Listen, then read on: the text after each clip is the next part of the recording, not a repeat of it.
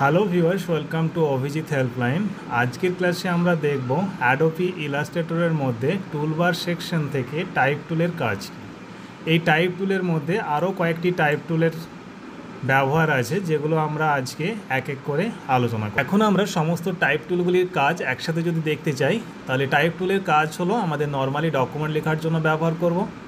Type on a path টুলের কাজ হলো একটি পাথ বরাবর যদি আমরা হরিজেন্টালি কোনো ডকুমেন্টকে লিখতে চাই, সেক্ষেত্রে এই ধরনের ডকুমেন্ট লিখতে চাই, সেক্ষেত্রে আমরা type on a path tool ব্যবহার করব।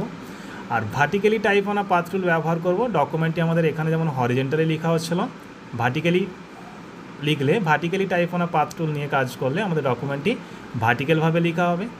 ভার্টিক্যাল টাইপ টুলের কাজ হলো উপর থেকে নিচ দিকে যদি আমরা এইভাবে ভার্টিক্যালভাবে কোনো ডেটা লিখতে চাই, কোনো ডকুমেন্ট লিখতে চাই, সেক্ষেত্রে ভার্টিক্যাল টাইপ টুল ব্যবহার করব। যদি আমরা কোনো একটি শেপের মধ্যে কোনো ডকুমেন্টকে ভার্টিক্যালিভাবে লিখতে চাই, সেক্ষেত্রে ভার্টিক্যাল এরিয়া টাইপ টুল ব্যবহার করব। আর যদি আমরা কোনো একটি শেপের মধ্যে কোনো একটি নির্দিষ্ট জায়গার মধ্যে আমরা যদি হরিজেন্টালি কোনো ডকুমেন্ট লিখতে চাই, তখন আমরা এরিয়া টাইপ টুল ব্যবহার করব।